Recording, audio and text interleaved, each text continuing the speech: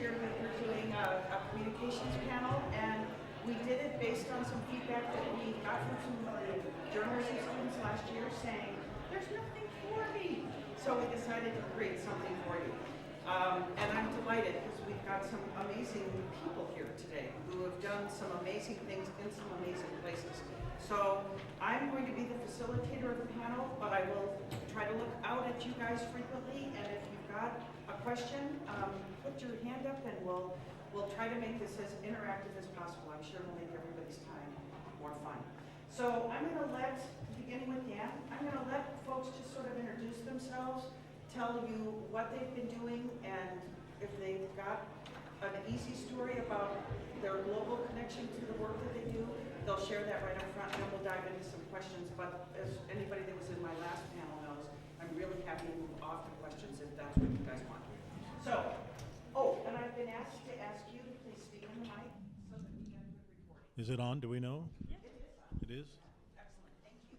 Okay. Welcome. My name is Dan Morrison. I teach photojournalism over at the journalism school. I guess a brief background. Let me just tell you up front, I sort of felt odd when I was asked. I'm glad to be here, but I felt sort of odd asked to be here. There's no way I can help you get a job overseas, but I have done most of my professional work overseas, so I'll tell you that aspect of it. I was in the military, joined the Marines out of high school, spent a year in Japan when I was 21, and decided I loved being overseas, even though being on a military base is an odd experience. Got out of that, went to school at the University of, actually went to Eastern Washington for a while, and the University of Washington for a while. And like some of you folks, was faced with they told me I actually had to declare a major, which I thought was terribly unfair. So I dropped out of school and did the things a lot of people used to do back in those days, which was around 1976. Bought a backpack and went to Europe and lived in Europe for a year, backpacking around. And during that year, I lived in Israel on a kibbutz, and it was without a doubt the greatest year of my life. And I was determined at that point to find a career where I could, if not be an expat and actually live overseas, certainly travel overseas a lot. So it turned out, oddly enough, wasn't the smartest kid on the block, but I met a photojournalist on a cruise liner, and he said, no, you're kind of dumb. You can actually get paid to do this travel. So I was intrigued by that. So it turns out University of Texas had in those days, a really good school in photojournalism. So I went there and got a degree in photojournalism, but I was an older student. I kind of goofed around for a while, worked in the oil fields, and I didn't finish my undergraduate degree till I was 32. So I started doing freelance work for Associated Press when I was about 30 as an undergraduate. And that was back in the days when there was what would be the Iraq situation now was in Latin America during President Reagan's term. So I would fly down from Texas to El Salvador, Nicaragua, and Honduras and do freelance combat photography for Associated Press, which I loved a lot. And then went to Beirut when the Israelis invaded in '82, went back to Beirut in '84, again for Associated Press. Still loved all that stuff. Got out of school and continued. I did some work in Africa as well in Angola with Jonas Savimbi's guerrilla troops. That was for Time magazine. I was 4 months running around through the bush, people dropping bombs on us and things of that sort. Then I decided to get married and all that kind of stuff. Which was fine. My wife asked me to sort of cut back on the war zone work, so I started doing a lot of adventure travel stories, which was great fun. And so for 20 years, I was paid by magazines to just go someplace bizarre and do something bizarre. I spent Halloween night in Dracula's castle one year. I have been chased by elephants both in Kenya and in Thailand. I spent a week alone and naked, I might add, with some cannibals in Papua New Guinea and in Borneo. At one point, magazines would call me, just say, "Where haven't you been that you want to go, and what haven't you done that you'd like to do?" And I'd say, "Let me get back to you." And I'd call them back, and they'd say, "Okay, go," and I'd go do it. It was great fun. So that's what I did. I ended up doing a lot of magazine adventure travel stories, and then when the web came up and all that I just looked at my resume the other day because I'd forgotten all these things I'd done. But in '95, I filed a dispatch story for Discovery Channel, which was one of the first people to bring up an actual website and try to do online journalism. And we filed stories using satellite phones and all that from Kenya, tagging elephants and all that. In the year 2000, I went with an expedition to Mount Everest and lived at base camp for just under 80 days and had to file 3 or 4 stories per day using my laptop, satellite phones and all that. The expedition put 3 people on the summit. I've been to the Sahara Desert to watch people run 150 miles through the desert, you name it. I've been there. I've either seen it or done it. It's been a great life. So let me just say again, I can't possibly tell you how to get a job overseas, but I can certainly tell you what it's like to go overseas and spend your professional life over there, and it's almost illegal that they pay me to do it because it's so much fun. So that's it. Hi, I'm Anne-Marie Levis. I'm president of an advertising agency based here in Eugene. I always love following someone who tells stories like being naked with cannibals in Papua New Guinea. Great, thanks for putting me here, Deb. I would love to have you. So, my history is I graduated from a small California school. I think I minored in partying, so any of you know Chico State. I was... yeah, good times. Went to work for several technology companies and rapidly became fairly bored with what I was doing and had an opportunity to go live in Europe and work for a Dutch company in the Netherlands. And I was at the stage of my life that I didn't believe I couldn't do anything I put my mind to it. So I just went there and worked for a company for a little while and sold product to people who didn't speak English, and I didn't speak Dutch, and so it was always very interesting. And then decided that I really didn't like that job, so I got rid of my lease on my apartment and was going to move back, and met somebody who hired me that day to run a different company. So I lived in the Netherlands for another year and a half, moved back to the States, and ran an international consulting company for a couple of years, and then came back to the U of O and got my MBA and decided to look at something locally and got into advertising. So that's me. Hi, I'm Jon Palfreman. I'm a professor at the journalism school. I'm a documentary filmmaker. And thinking about this, I couldn't believe how many places I've actually been to. I didn't set out to have an international career, but it's funny, it just worked out that way. I studied physics, but then I joined the BBC in England, and the BBC still has today a very big international reach, so there was really no question that you'd be sent overseas. And my first assignment on a TV series was to go to the Sudan and find a tribe called the Azandi. You know, it was a story about magical. This is a famous anthropological tribe, and Sudan, as Dan will tell you, has been at civil war for pretty much for the last 40 years. This was like a 5-year interregnum when there wasn't a civil war going on, but it was a desperately poor country. And when I got down to the Juba, the southern capital, I had to get into the jungle to find, there'd been this British anthropologist called Evans Pritchard who'd found the Azandi back in 1930, and the only way to find if they were still there was to find his guide that was still around. But to get into the jungle, you needed to get a ride. And so I was sitting in this hotel talking to people, and they'd come and give me friendly pieces of advice. They say, well, nothing to worry about in the jungle except the snakes that fall out of the trees. If a snake falls out of the tree, don't worry about a thing. Just brace yourself like that, and when it thinks it's crushed you, it will go away. And they say, killer bees, don't worry. I mean, the only thing to do, don't run, and you'll be okay. So I'm sitting there thinking, this is a big mistake. But eventually, I did get a ride, and I found the Azandi, and that sort of established my career at the BBC. That was a sort of test, really. If I had come back and I said I couldn't find them, that wouldn't have worked out. But since then, I spent a career at the BBC, moved over here to Boston to WGBH, then formed my own production company. And I've been going to countries ever since. Last year, since I joined the university, I made a program called Sick Around the World, where we literally left in November from Portland to fly to Japan, and then fly from Japan to Taiwan, from Taiwan to Germany, from Germany to Switzerland, from Switzerland to England, and from England back to America. We were examining healthcare systems in other parts of the world, and we did it in 1 3.5-week trip. So it's pretty amazing what you can do. I've been to some pretty horrible places. Dan makes it sound very sort of romantic, but I went to the Soviet Union before the Berlin Wall fell, and it was the most awful place to work. Nobody, you couldn't get to see anybody you wanted to. It was extremely frustrating. I remember sitting in a Siberian hotel listening to the World Service of the BBC with a little pot boiler boiling up some soup. You fantasize about food there. And it was such a stressful experience.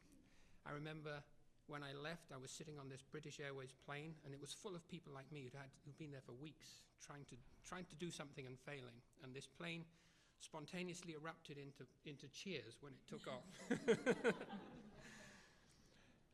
But anyway, all I say is the world is a lot more of a global place now than when I started my career. It's much more reasonable to do this stuff.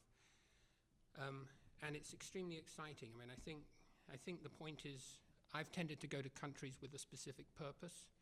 I went to France to study their nuclear power station program. I went to India on a program about climate change. I went to Brazil for another reason about maybe hydroelectric power. So I've tended to go for specific reasons. And if you have a specific purpose, you tend to connect with the people in the country who are interested in what you want to do. Generally, I wouldn't advise just going to a country like the Sudan to find the Azandi. It's, your odds of failing are pretty high. But generally, that's my story, and I'll pass that. Hi, my name is Beth Naidis, and I work with Waggener Edstrom Worldwide, which is a public relations agency. I will admit I do not have the great stories that some people have, but I did recently graduate, so maybe I can bring that perspective here. So I'll just give a little bit of history about how I got to Waggener Edstrom, and I do international relations as part of my job on the Windows account, so that's the international aspect there. But I was lucky enough to live overseas growing up. My parents teach internationally, so if there are any questions also about teaching internationally, I could probably provide some answers there. So I always knew I wanted to work in a field where living overseas or working in international relations was a possibility, and that's kind of what led me to public relations at the U of O. And then I interned in Portland through the program from the U of O called the Portland Experience. And I interned at Waggener Edstrom, and it's primarily technology PR, but and that's something I'd never thought about, but it turns out that I enjoy it a lot. And the good thing there for me is that most of our clients are international businesses, so you have the opportunity, if you would like to do so, to either go to one of Waggener Edstrom's offices overseas and work out of those offices, or to work like I do on the international aspect. And for me, that's a lot of internal relations for Microsoft. That's the account I'm on. So I work a lot with the Microsoft subsidiaries who are based all over the world and help coordinate international events and announcements and things like that. So I think, yeah, that's my story. Hi, I'm Jess Burns. I'm a radio journalist. I work for Free Speech Radio News, which is a nonprofit grassroots media organization. We're decentralized. We have a network of about 150 reporters all over the world. Everybody works from different cities all over the country, all our editors and producers. So my international experience, I did the study abroad thing when I was in as an undergrad. Lived in Australia. I did semester at sea. Coming out, I did my time in Europe. It was great. It was wonderful. I was poor. And I guess I started in journalism in New Orleans, writing for entertainment magazines, came here to get my master's, did a journalism program, and realized quickly in a writing master's that I did not want to do that. I wanted to do radio.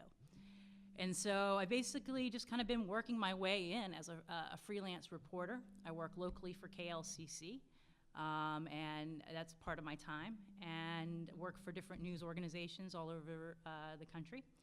I am the headlines editor at Free Speech Radio News, so that means it's a job share that I'm doing with another woman who works in Tampa, Florida, and 3 days a week I produce a headlines package that goes out to about 120 different stations in the country. So we have a decent reach, but we're a small, very bare bones organization, and I guess the way that I interact internationally is about half of our reporters are in different countries all over the world, and we take pride in hiring reporters who are native of the country that they're reporting in.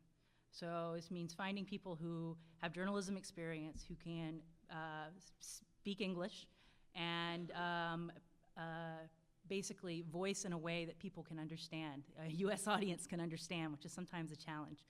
And so basically every day I'm working with international reporters. Yesterday I worked with a reporter in Sri Lanka, Uganda. Today I was in Canada, and I believe I had someone in Mexico as well.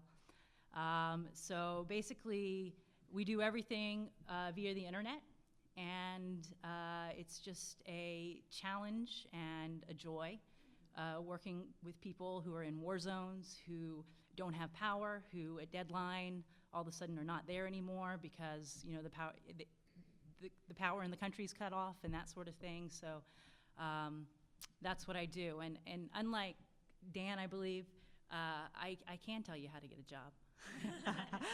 Because we're always looking for new freelance reporters. So if you want to move somewhere cool and do reporting for Free Speech Radio News and you have some journalism background, then we'll take you on. You can't make a living off of it, but you can get a little bit. You can get your experience. You can kind of cut your teeth with that. So anyway. Great.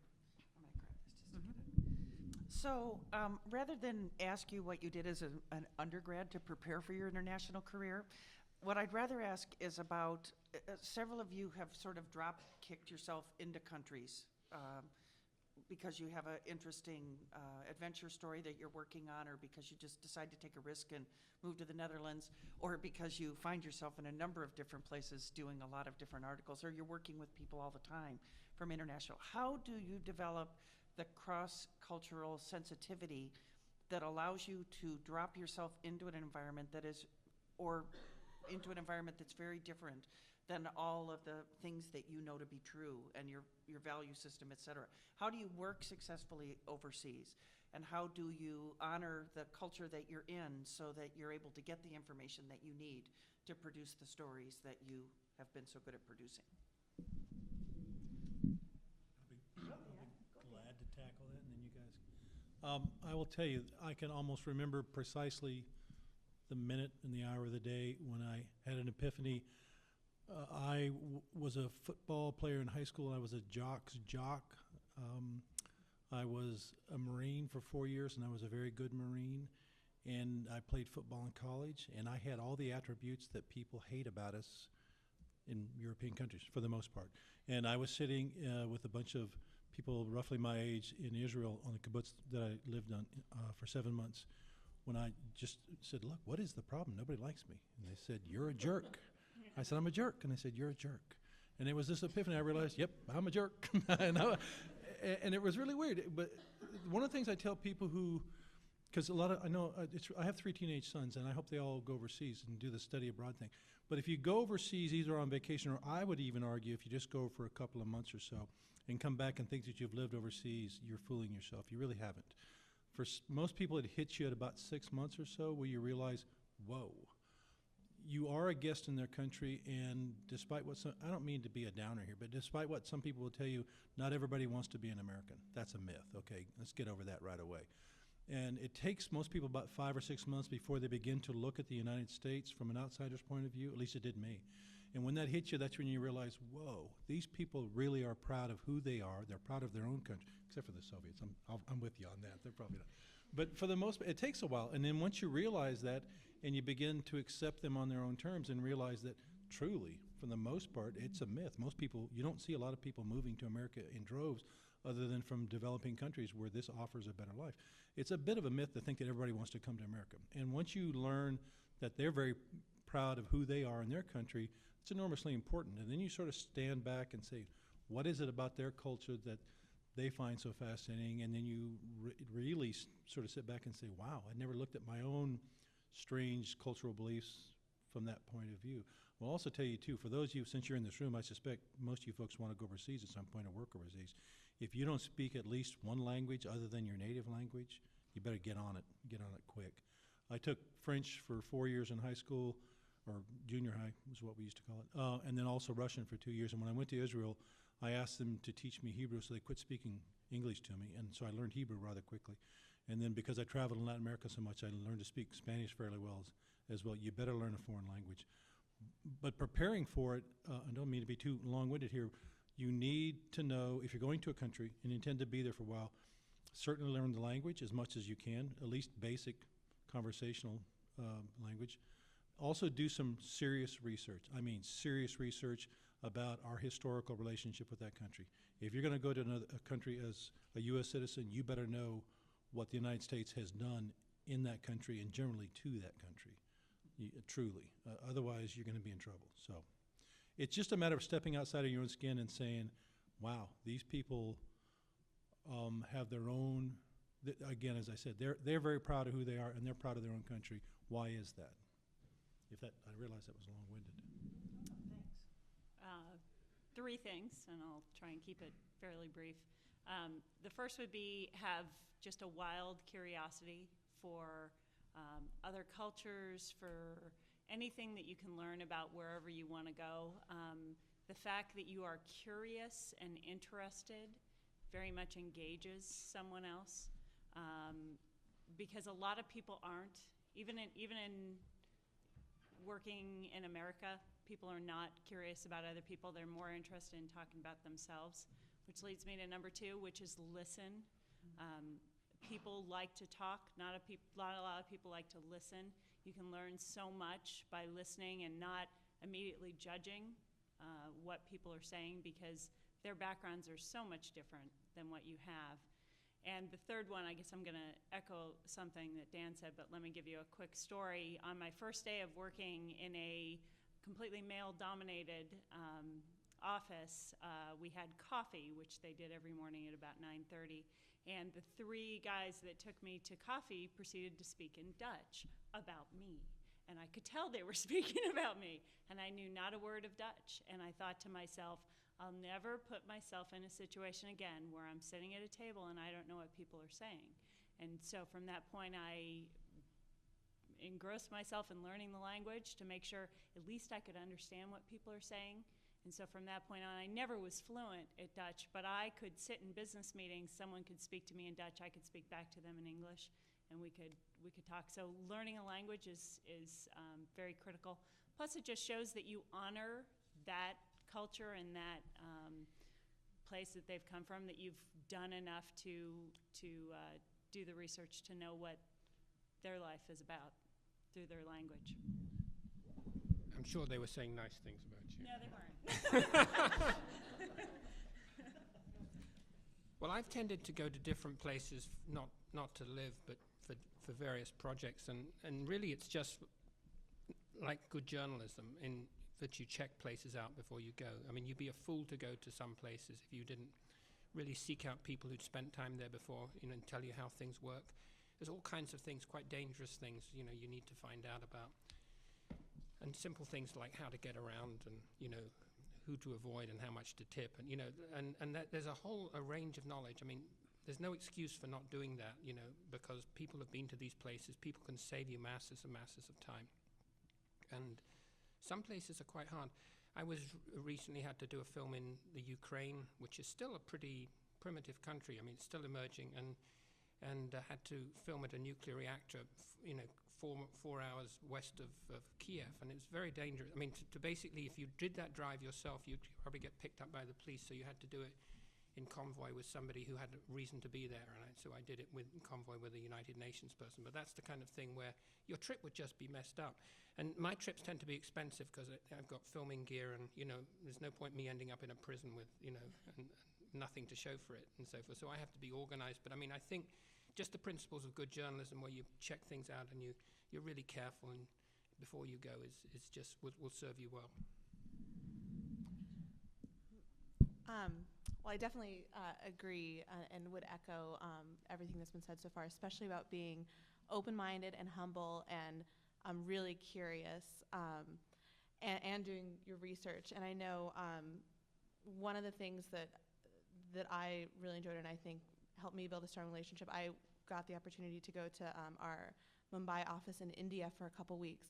And I did research, and I found what I could find, especially about the media there, because I'd be working with public relations professionals there. But a lot of what I enjoyed too was asking them questions about, how they saw the United States, and that to me was really interesting because you get to hear, as our relationship developed, you get to hear more stereotypes and things like that you might not be able to find so readily, by researching. And then I think another thing that's really important, and it goes along with that, is to ask a lot of questions. And so that's what I like to do when I meet somebody or when I'm talking to somebody for the first time, and especially in public relations, because it's so different everywhere.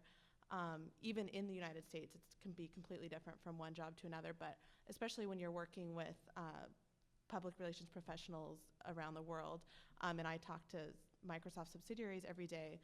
And something that would go really well for us in the United States would not go so well for somebody, in their market. And I know an example is this was before the economic crisis, a couple years ago.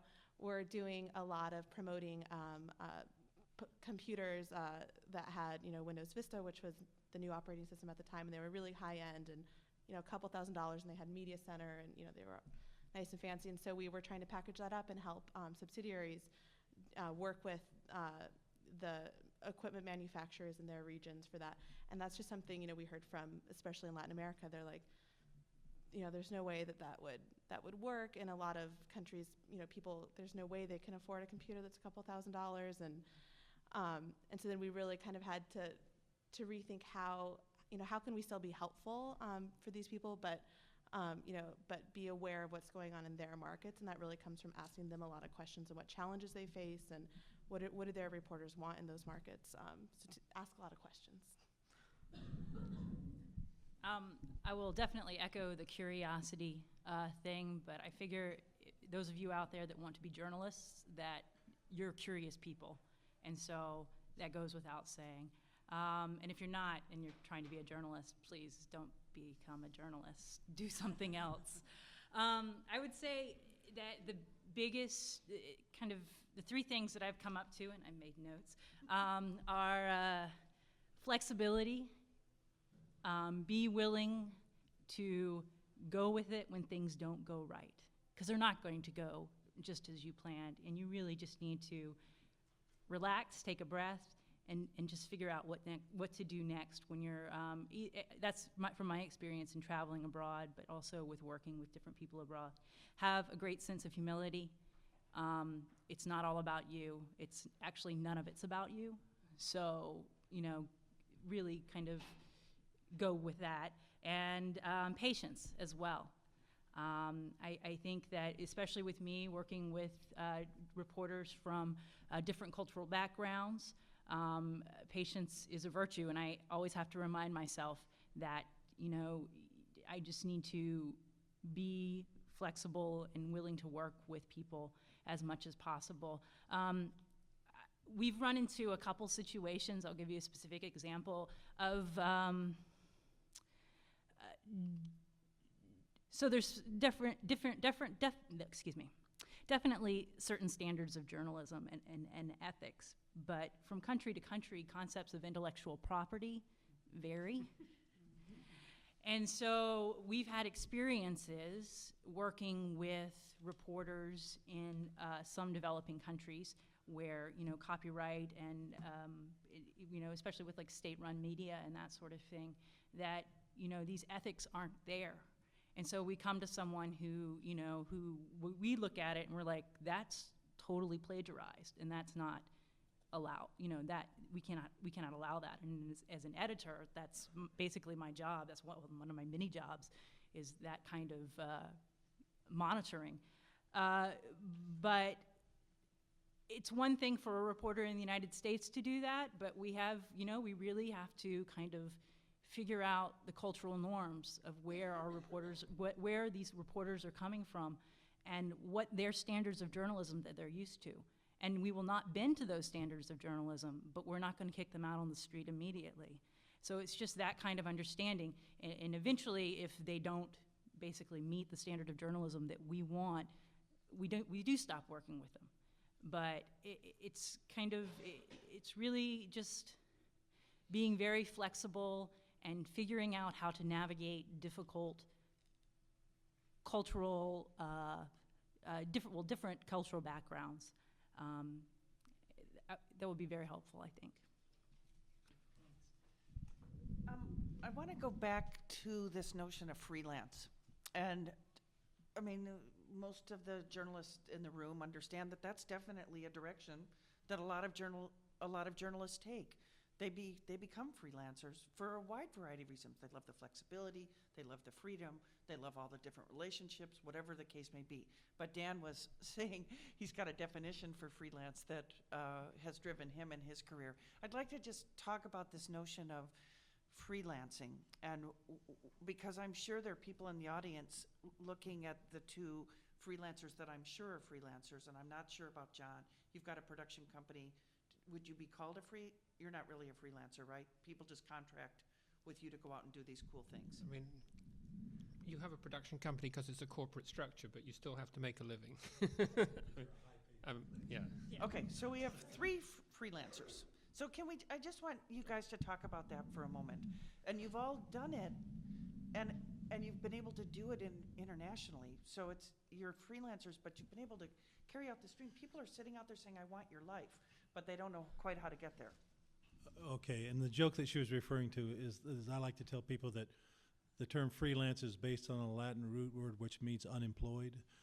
Because when you freelance, seriously, when you wake up, every morning you wake up, your first job is to find your next job, because you are unemployed. You are employed from job to job.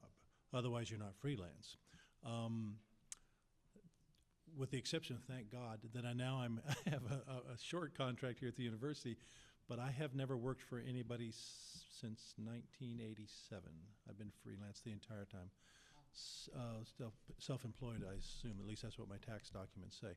It's much more difficult now than it used to be. It's very odd how it's changed, and there's been a few things.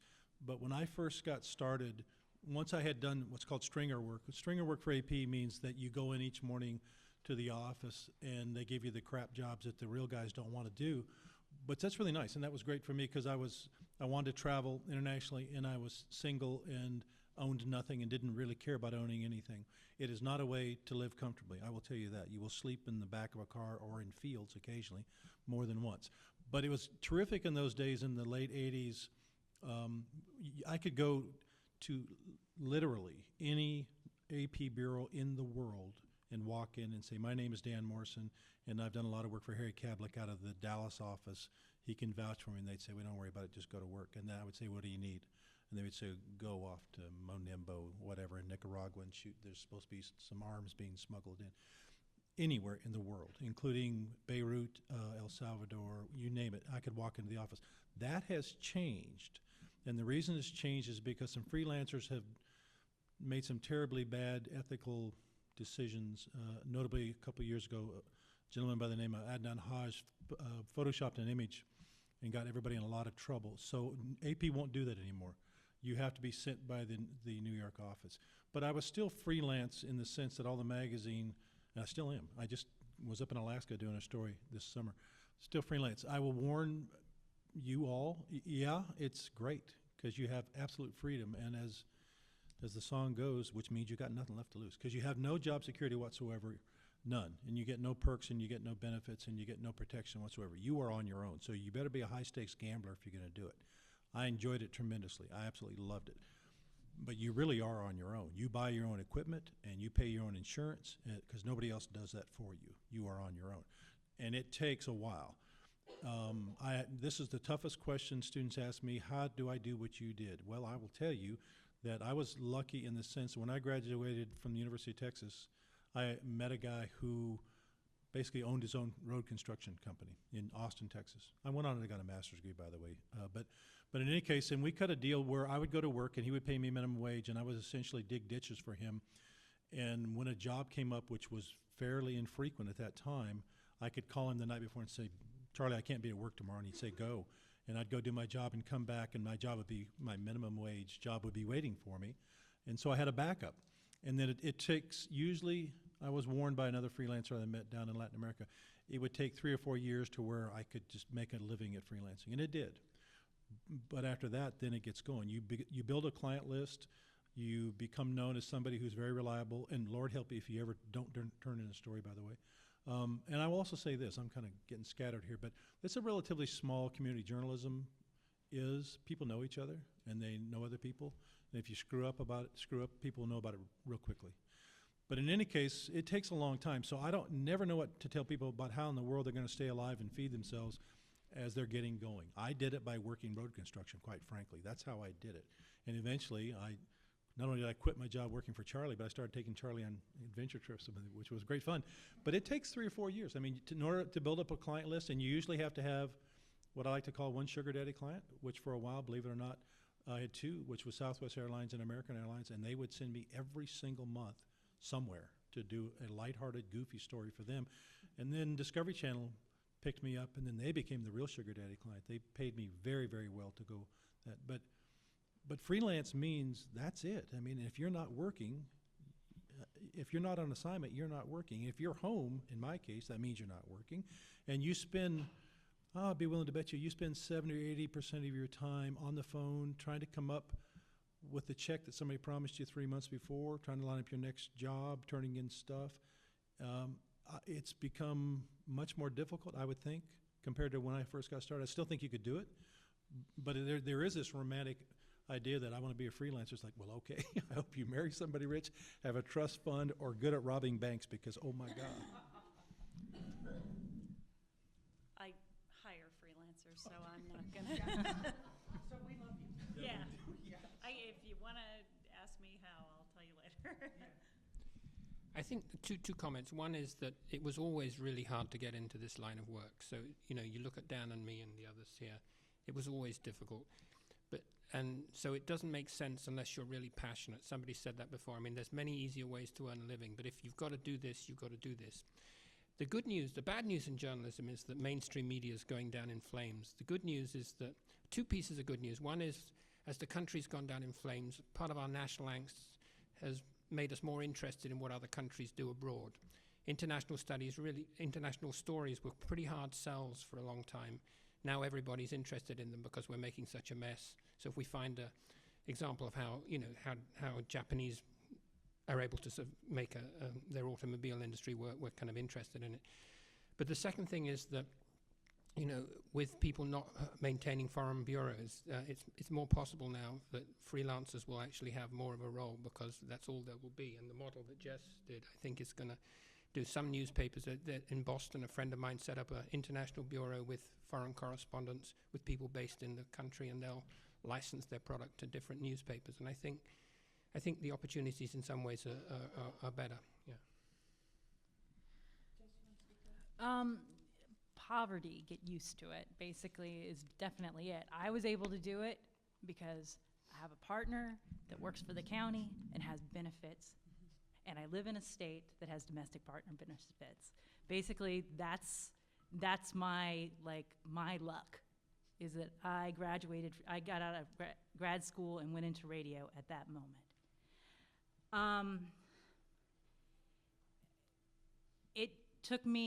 It's taken me about 3.5 years to get to a point where I feel comfortable with my income. I will be quite frank with you, before last year, I never made over $20,000 in a year. And I'm 31. So this is not, it's not a business where you're gonna get rich. I love the work. I absolutely love what I do. I love radio. I love the people that I work with. I love journalism. It excites me. I love going to work in the morning. I don't make a lot of money at what I do. So that's the decision I've made. Let's see. There's opportunities. I think Dan was right that you need to have a fallback. Service industry is great. You can make good money in the service industry. I did that for 4 years. And before I went to grad school and started writing for local magazines, doing freelance stuff. And, but the danger of that, I will say, is that you get tired and you get sucked into this other world that's easy. And the temptation is there to just go with that. And so, you have to be very disciplined if you're doing that. You have to put up aside, your freelance work has to be, it can't just be, I have a job so I work. Every day you need to dedicate a certain amount of time to finding work.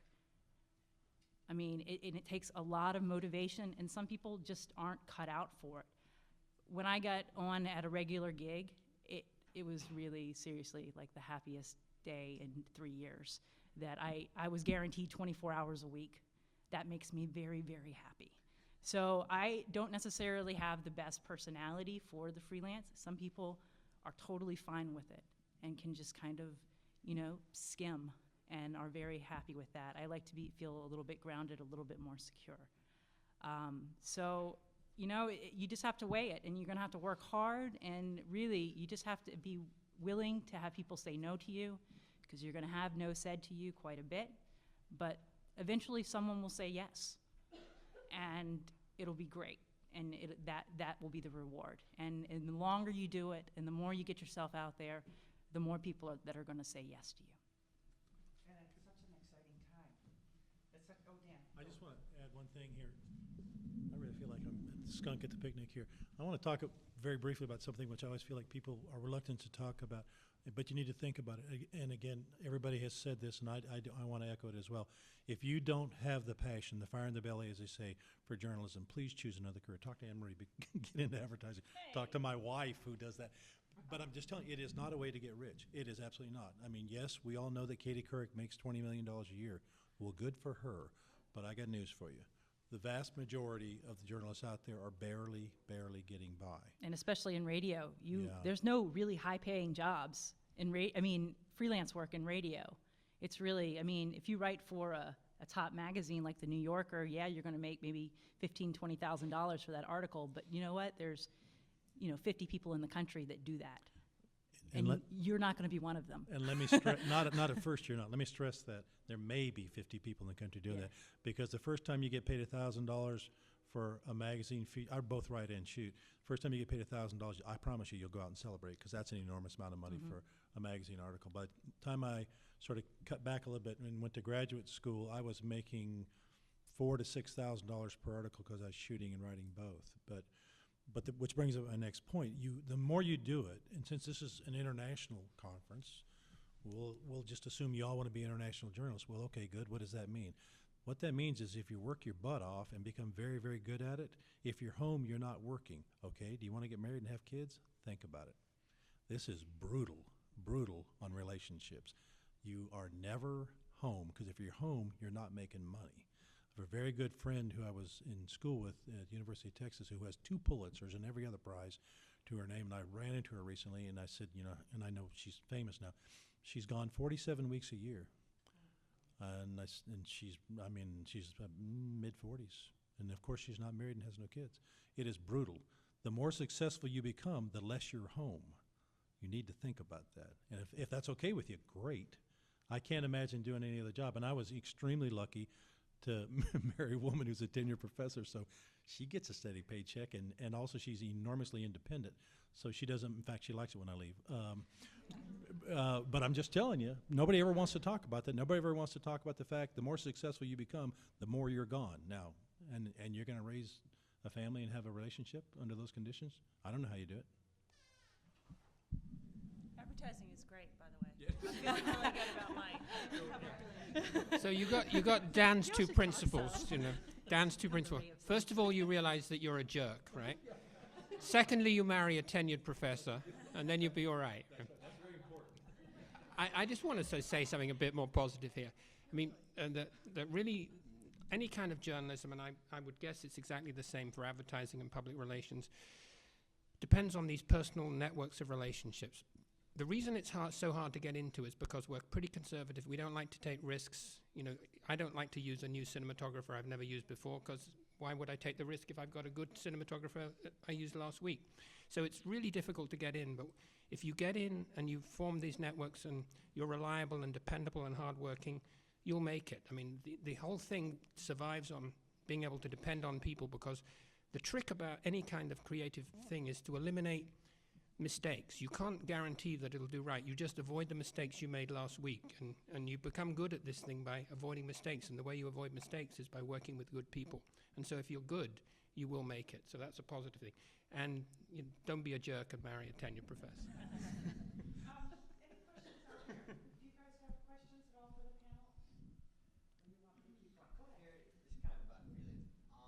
If you're trying to get into something and living abroad and writing abroad, coming from America, is freelancing pretty much the way? I mean, she just move somewhere and start freelance writing somewhere, or how does that? I mean, how do you even get started? Would you just go abroad and then try to pick up a freelance and then pick up another job while you're over there? I don't know. I mean, yeah. I mean, if you went to, it depends where you went to. I mean, if you want to say cover Africa, everybody covers Africa from Nairobi because it's the sort of a decent place to live. If you went to a place nobody wants to live and could file copy from there, you might get noticed. But it would be tough. What do you think, Dan? I would just say, I mean, there are people who have certain areas of the world that they're fascinated by, and if you are, and you want to be an expat there, then yeah, absolutely move there, learn the language, learn the culture intimately, and then start freelancing for everybody. I read all these biographies from all these people who've been very successful and all that, and most of them start out about the god-awful years when they were living on scraps, basically. They moved to Egypt and start there or whatever. The answer is Richard Engel did that. Yeah, but if there's a geographical region where you think you'd like to spend a few years, go and get very comfortable with things. But again, it's like, I don't know how you make a living in the meantime. You have to start out. One of the things which is a problem, and I think it's a bit of an issue now these days with blogs and various other things that I'm not crazy about. You never want to be in a position to where you're undercutting your competition because that's the only way you can sell your work, because then very soon we're all broke because the pay scale drops and it's low enough as it is, God knows. So you start off working for very small publications who don't pay you much. But yeah, I mean, if I have a student who's fascinated with Israel, and my advice to her would, well, then move there and start freelancing for the publications, and eventually she'll probably become a regular journalist there, full-time journalist, I would guess. David Halberstam lived in Africa for several years. Yeah, the answer is yeah, if that's what you want to do. If you want to be an expat, yes, because the other option is to stay here, and if you want to work in the international journalism, well, then you're going to have to work for a magazine that's going to send you there. And if you, like me, and you're real impatient and I just wanted to go, just go and find out, who needs work there. But you still, don't know how this works, but you still got issues with work visas and things of that sort of, which I'm totally ignorant about, by the way. Yes? And what you could also do is, out of undergrad, you could work a year here and save up the money. I mean, if you're worried about that, work hard, don't spend anything for that first year, and put it all away and then go and just live cheaply. I mean, that would be a way. That's kind of in my mind how, if I wanted to do that, that's what I would do. I would just have a very broke year. And use your networks through professors here, through other alumni, through Deb. Finding people who are where you want to go that have some reason to care about you will give you a huge leg up. Yeah, and I also just wanted to add, if you are open to, working overseas through alternative career paths, maybe, if you're dead set on freelance journalism, then, that's the path you should take. But if you're open to something else, I know public relations, and I'm pretty sure advertising would be the same way. Most of our clients now are international clients. And so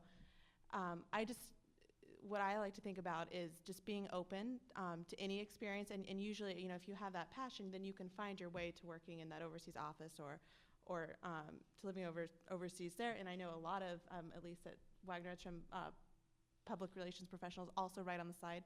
Corey DeBrouw is an example. He's a really phenomenal music writer, and he writes for all kinds of music publications. So just if you are a little bit more flexible, maybe you're not exactly sure, I would just suggest having an internship maybe in PR or advertising, and then you can also later on in your career kind of get into another field.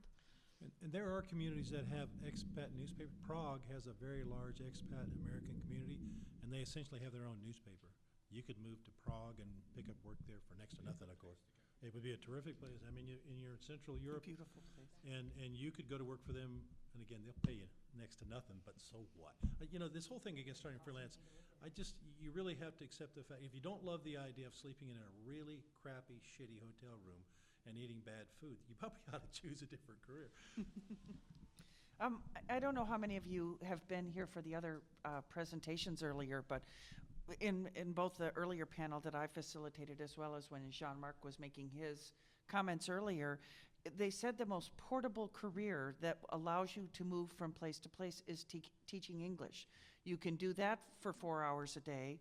You can be following your passion. You got another 10 hours in your day for most of your lives. You can stay up really late and get a lot of stuff done.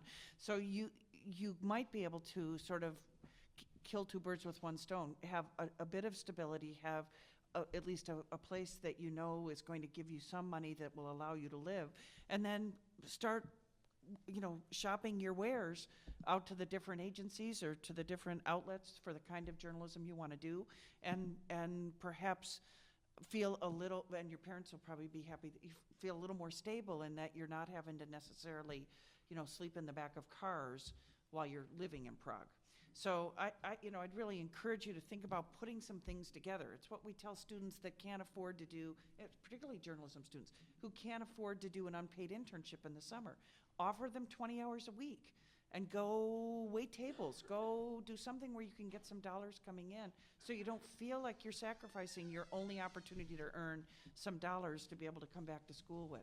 So it's no different. I think for journalists particularly, being creative, which should come to most of you fairly naturally, about how you put the parts together, you got to rely on that creativity to help you find your way in this. Because I think for many of you, you're not going to be discouraged with in fact, like Jean-Marc, somebody told him he couldn't do it, and I'll tell you, he just turned around as quickly as he could and found 5 international jobs and launched a whole career for himself, because he became so curious about what it really took to be successful in that international job search. So use your creativity. You guys can figure out some ways to make this work.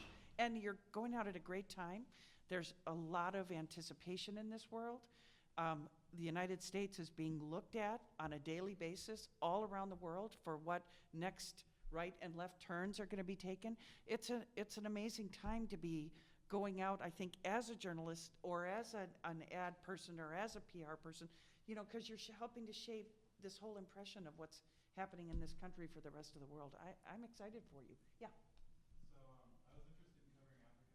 I had a specific plan of joining the Peace Corps and going over there because they said mostly you wouldn't make much money, but they would give you language training and they'd provide you with housing over there. As a freelancer, do you think that would be a good idea, or should I? I know a little bit about that, but I will tell you this, because I tried to join the Peace Corps. I thought that was a great plan, same plan you have, great mind thinks alike. But I thought that was a terrific idea when I got out of my undergraduate degree, and they saw that I was a journalist, and they said absolutely no way, because they knew exactly what I was planning on doing. Since then they've backed off. You can join the Peace Corps now, even if you have a degree in journalism. But if you just want to go learn the culture and the language, you betcha. That would be great. You are not going to do any journalism work while you're in the Peace Corps. They absolutely forbid it. I think it's not a bad idea. I would think it's great because you'll have a great experience and you'll have something to write about afterwards. I mean, That's right. I think it'd be a good way to, because you would certainly learn the culture and the language. And if you're willing to devote 2 years of your life to become a journalist in that reason, I think it'd be a really smart move, quite frankly. Well, and I think what you learn, the Peace Corps rep sits at the Career Center, and I happen to supervise him, so I get to talk with him about this stuff all the time. What you're going to learn is how you go into a community and establish trust, because that's the only way these projects get done in the Peace Corps. You go in, you figure out who you need to be having coffee with, whose homes you need to visit and acknowledge a dinner invitation from. You learn how to establish the very trust that will make you a successful journalist down the road. So I think, now, in the last administration, the Peace Corps has been cut back by 10% this year. So if you are interested in the Peace Corps, you need to act now. It's a 9-month process to get in. And there's some things that you must do in order to be a successful candidate. Justin Overdevest, who works at the Career Center, he's amazing. He'll spend an hour and a half with you, talking to you about your experience, telling you whether or not you match up well. But I'd get that process started. Otherwise, you're going to be looking for a lot of part-time jobs in between when you graduate and when you actually get to go to service. But I think the glitch, which is not insurmountable, because I've worked with people that have been in the Peace Corps, but the glitch is, generally, by and large, you don't get to tell them where you want to go.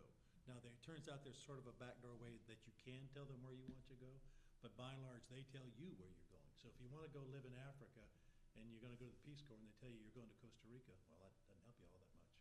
It turns out there's a way to sort of force their hand, but they don't like it. But I think it's a great, believe me, I think the Peace Corps is a wonderful opportunity on every level, whether you're a journalist or not, quite frankly.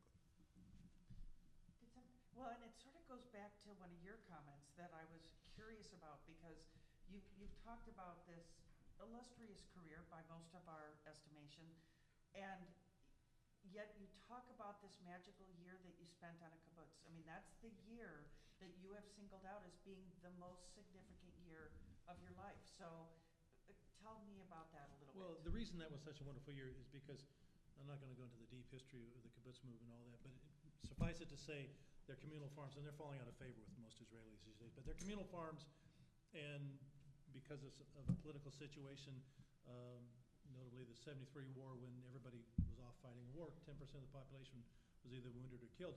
The cows weren't being milked, and the crops weren't being brought in, because everybody in Israel is in the army, everybody, forever, till the day they die. So they sent out a cry for help in Europe and said, come here, we can't pay you, but please help us.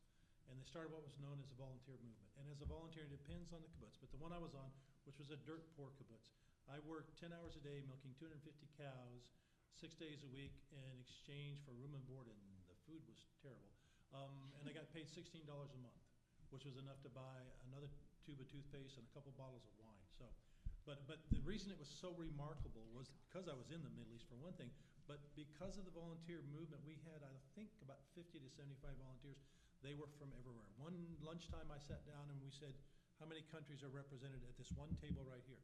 You had volunteers from every country in Europe, and a lot of them from Africa as well. It was like being in the junior UN for a year. I mean, there were so many languages spoke, so much, and just to be able to sit with people that you got to be very good friends with. I mean, I lived with these volunteers. They would come and go and all that. And by the time I left Israel, I had an address book like you would not believe, because these people would come and we'd become friends, and they'd say, when you go through Sweden, call it whatever.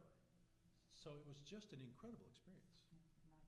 Did you want to say something? Yeah, I just have recently started looking into this program called Willing Workers on Organic Farms, and it's like Peace Corps light, and a little bit more crunchy. But you know, I was just thinking about it, that would potentially, as a freelancer, be a good way to go, because you work 4 hours a day. It's room and board. Now, you're probably going to be in more country settings, but you have a lot of choice in where you go. You can choose, because you're kind of setting it up yourself. And so for me, logistically, when I look at, like, my daily deadline is, 11 o'clock Pacific time. Well, in India, that's at night, and you're not going to be working on a farm at night. You're going to have that time free. So if you have internet access, then that opens up that period of time. You don't have to worry about paying for where you're staying. That you can, start doing that kind of work. You can work for organizations in the United States, or try to work for organizations in the United States. It could work. I mean, I think the resourceful person could definitely make that work. Okay, so any other questions out there? Oh, great. I have a question for Anne Marie. Actually, why did you choose to go to the Netherlands, and how did you get your job there? I was working for a software company in the Bay Area, and they had a subsidiary, or they were starting up a subsidiary, so I knew there was sort of a built-in group of people who were from the U.S. who were going over there, and I approached the head of the Dutch distributor for their products and said, hey, wouldn't you like to have a American come over there? And they kind of looked at it as a way to bridge between the company and inside their company, and make sure they had still some good relations, so the subsidiary didn't take away all their rights to sell the product. So I think from their point of view, it was sort of strategic, and hey, she wants to do sales, so put her into that spot. So that was kind of and I just went with this sort of audacity that, sure, I can sell anything. So that's how I ended up there. And I also thought it would be a great place because I knew there was a lot of English spoken, and I'd been there. I'd traveled for 6 weeks after college and spent some time in Amsterdam. And so I knew a little bit of the country and knew it was a really open and interesting place. Yeah. Okay, I think there was a question on this side? I had a question for Ms. Levis, which was how many international clients do you have? And I'm really curious how an American company for both of you tackles the hurdles of targeting such a different audience. It's interesting. We don't have, it sort of fluctuates. We've done work for Sony Japan. We've done work over in China for a company. We'll have, sort of sporadically, because we are fairly small. We're not Waggener, Edstrom. A fairly small, but it's more when people are looking for specific work that we do. We're very well known for branding and identity, so people will come to us, and Sony Japan worked with us because of my background in technology, and we helped design a booth for the electronics fair in LA for them. So I was working with two of high-ranking people from Sony Japan and trying to translate what they needed here. And again, background in international business really helped because I listened well, I paid close attention, I understood some of the things that you needed to do to make sure you honored what they were asking for. But it's not 50% of our business, it's certainly not as much, so she may have some better. Yeah, I mean, I know the way Waggener Edstrom expanded, there was a lot of thought given to how to expand globally, especially, Microsoft has been a client of Waggener Edstrom for 23, it might be 24 years. And as Microsoft started to expand, I think Melissa Waggener and Pam Edstrom probably realized it'd be a good idea if they expanded too. So they took a partner model. Instead of sending people from the United States who already were working for the company to start an office from scratch overseas, a lot of times they partnered with existing offices overseas. I know Shout was one that we were partners with in Hong Kong, I believe, and then we recently acquired them, and so they are just now transitioning over to being the Waggener Edstrom office. So, but that's, I mean, yeah, it is a larger company, but that's how they went about doing that. Other questions out there? Do you need the name of the expat paper in Prague? I don't know the name of it, but I know there one exists. It would be very easy to find on the Yeah. internet, really easy. For some reason, just everybody at the University of Texas, and that's where they would just all go. They'd all go over there for a year and work at that newspaper. Prague's a great place. Yeah. So what do you, and I don't want to take this in a negative direction, but what do you see the future being for not only the space of journalism that you're in? We've heard a little bit about the freelance market, but what do you see the future being? I mean, I'm wondering if this group has a real advantage when it comes to the electronic media space, even though I'm hearing that it displaces maybe people all along the food chain, but that's sort of happening anyway, from what I understood.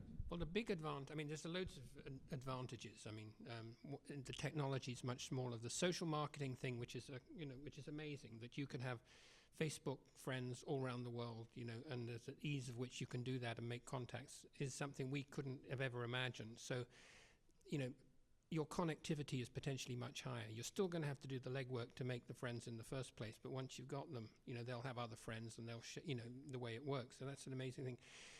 The price and size of technology has shrunk so that you can actually buy a really good video camera for less than $1,000 and go and make a movie yourself. I mean, all that kind of stuff has got better. The bad news is that the mainstream media institutions, which would have paid you a living wage, are sort of going down in flames. But that will be replaced by something else, and that may be part of what you do, is you figure out the new business model. We know journalism is going to survive. We just don't know how the journalists of the future are going to make a living at the moment, but they will have to. Some way will have to be invented, and so I wouldn't worry about it. If you've got to do it, you've got to do it, and you should do it. Yeah. I'm I'm so amazingly optimistic that I probably should be tempered down a little bit on this, but I just see that there are so many people now who are running and hiding and saying, oh, it's a really tough world, and the good people will survive. Not only will the good people survive, the good people will prosper, because there's a lot of people out there who aren't good. And if you can write, let me tell you, you're going to be fine, because there are so many people out there who can't write, who don't have a curious mind and don't have a strategic thinking mind. There's a lot of people that just say, oh, well, I can't figure it out. If you can figure out problems, and if then you can write about it, I think you'll be great. I mean, one of the things certainly the curiosity thing, if you don't have curiosity, again, choose a different career. One of the things John said, which is remarkable, when I was in Beirut in, I think, '84, I was hanging around with the Freelance television crew, and John can tell you more about this than I can, but those cameras were $70,000 a pop, which they had to pay for because they were freelancers. Okay, and you really can buy a $1,000 video camera these days, and it works just fine for what we want these days. Now, it's absolutely true the mainstream media is dying, and as I like to tell my students, so what? What's that got to do with us? The students that go through our journalism program here, through John and others, are learning all the skills that are in high demand now, which is basically multimedia. But it's a combination of video and stills and storytelling. It really comes down to storytelling, no matter, at least in the communication field, and I suspect, well, just all it. If you can tell a story, and for heaven's sakes, if you can write. In my opinion, if you can't write, you can't shoot. I don't know anybody who can do a really good photo story unless they know how to write. But the thing is, it's depressing when you look at these trade publications. They estimate 40% of the employees of the mainstream media will be fired this year. That's what they estimate. I don't care. It doesn't bother me. I'm out there making multimedia clips for K-Val television right now. I'm having the time of my life. Those are skills that are in high demand. Is the business changing? You betcha. And if you don't change along with it, you'll go away. Well, why don't you just change along with it? I mean, it's an enormously exciting time to do this. Now, I will tell you, that means you learn more. When I started out, all I did was take pictures. Then, because I wanted to go places that writers didn't want to go, I learned to write as well. Now I'm doing video as well. Well, so what? Learn it. We teach it here. And I will tell you, if you can do all that stuff, you will get a job. I promise you. And yeah, just to echo that, I mean, in public relations, we're having to change the way we go about doing PR as well, because, you know, the same thing that worked, you know, a couple years ago isn't going to work now, especially with mainstream media completely changing. And so also, if you're creative, you know, that's always an amazing benefit to have. And it could just mean anything from, you know, now if we pitch a story, we know that we'll also pitch the podcast or the video, or we'll have a digital element. Because these shifts are happening, you know, you can't just go with the print story anymore. So I think what everybody said, and then also just having a little bit of creativity and ingenuity, and that's where you will benefit, because you're going to know a lot more probably than somebody who's a manager who's been, you know, kind of used to working with media in a certain way. I mean, you're coming in with kind of a fresh brain. So. Yeah. Nothing like a fresh brain. Yeah, learn how to do a little bit of everything. The writing, I think, is very important. I feel pretty good. I mean, more and more people are listening to the radio. I mean, that it's one of, you know, all the print medium people. They're kind of declining. Readership is declining. Well, radio listenership is going up. I don't know what TV's doing now. But radio's a good place to be. At least I feel so. You know, it's interesting, as, you know, I feel like there is going to be more of this piecemeal kind of work, that people are going to end up having to just kind of botch together careers, which will make your life a little bit more interesting probably, but may not provide you the stability on the other end. And so you can do what these gentlemen have done and get a cushy teaching job. I don't know if they'll say it's cushy, but you know, that I totally see that as my career projection. I'm excited for the day when I get to teach a class. Let's and discuss this term, cushy. but you know, you're going to have to, but then, you know, there also is this kind of hope with new political change that some of these problems of not having health insurance aren't going to be as big of a deal, that eventually there's going to be a little bit more of a safety net. And I mean, you can cross your fingers, and that's whether you're an optimist or a pessimist at this point. So I don't know. I just work hard, and I feel pretty, and you'll be all right. But be patient with it and stick with it. Don't get discouraged, you know, in that second year when things aren't going right. Just suffer through. It's fun. Does anybody have any final pieces of advice to offer? You were all asked to give a couple. I think you've been throwing them in, but did anybody not get to say something that they'd like to say in terms of really positive? Go out there and get them advice. Let me just sum up this thing, because John sort of alluded to this. You know, freelancing. The truth of the matter is, it's like if you're in here, there's nothing I could do to persuade you to become a freelancer if you don't really want to do it. And if you want to do it, there's nothing I could say that would dissuade you from being a freelancer. You either want to do this or if you don't. And if you want to do it, there's nothing's going to stop you. That's just, it's one of those careers that for the life of me, I cannot possibly imagine doing anything else than what I do right now. It's just beyond my ability to imagine. It's all I want to do. I just want to travel around the world and tell people stories. That's all I want to do. I could not possibly accept any other role in life. So if you want to do that, go do it. If you don't know for sure you want to do it, you're probably in the wrong room already. I guess my only piece of advice, and this probably wouldn't be for people who want to go out and freelance, but if you're looking to find some other type of job, and I'll have to attribute this to the person that actually said it. His name is John Woolley. He was in grad school just a year before me. When you go to find a job or when you're talking to someone, figure out the way that you can make their job easier. I'm telling you, the people that get hired by me tell me how they're going to make my life easier, how they're going to find a way to make my job a little less difficult. Not how I'm going to teach them how to do everything, and not how they're going to learn from me. I don't really care. I care is how are you going to make it easier for me to get what I need to get done every day, because the world's going faster and it's taking a lot more time. So that's just one little piece of advice. Great advice from a very sage person. He's wonderful. Yeah. Beth, do you have anything that you didn't get a chance to say? Oh, John. Just very quickly, I mean, this is the time of your life when you can afford to take most risks. You know, this is the time of your life when you're supposed to be most resourceful as ever. You don't have 2 kids. You don't have to worry about saving for college and all that kind of stuff. That'll come. But so if you don't go for it now, you know, you're never going to go for it later. Yeah, and I just, to build off of that, I think it's really important to stay open too. And again, maybe, you know, if you're really sure you want to do something like freelance, you know, obviously definitely go for it. But, you know, if you just kind of have an idea of what you'd like to do, I would just say to be open to, you know, apply for whatever internships are out there, apply for jobs.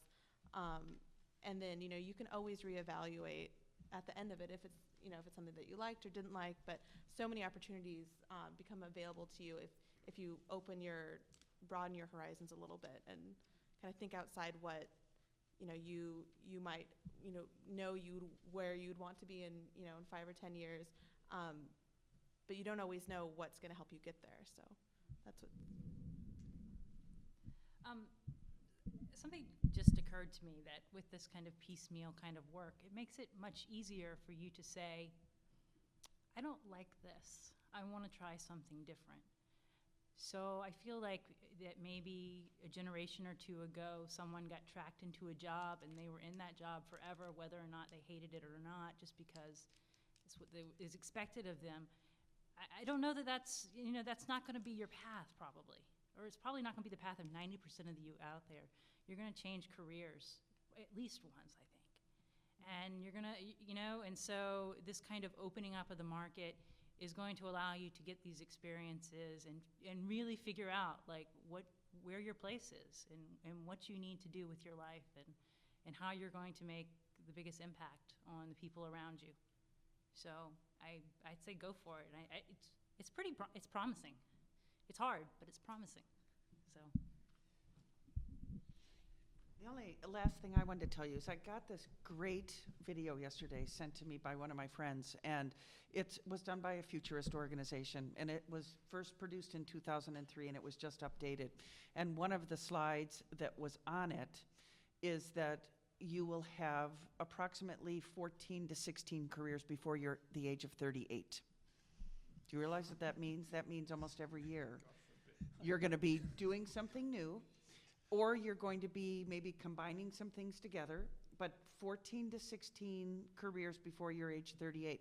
So everything that I read and all of the meetings that I go to where people who I respect are talking, I think we all, regardless of where we are in our careers, we all need to get a little more freelance mentality going in our heads. We all have to have that open-mindedness to new opportunities to learn. And your career's gonna go like this. There's no ladder anymore. That ladder's been smashed, and now there's like these little ponds that you're gonna be jumping from for your entire life. So I guess what I would encourage you to do is, you know, as hard as it sounds, we're all going to be masters of our own future.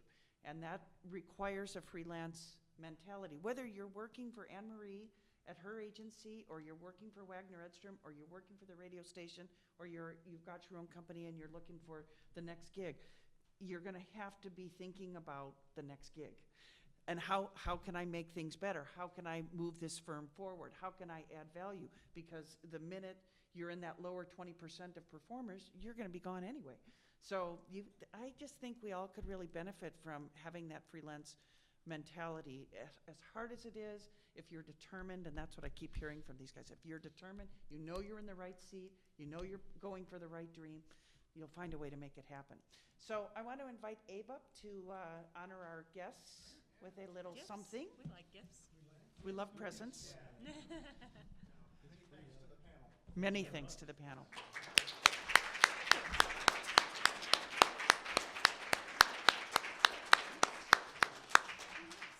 And I want to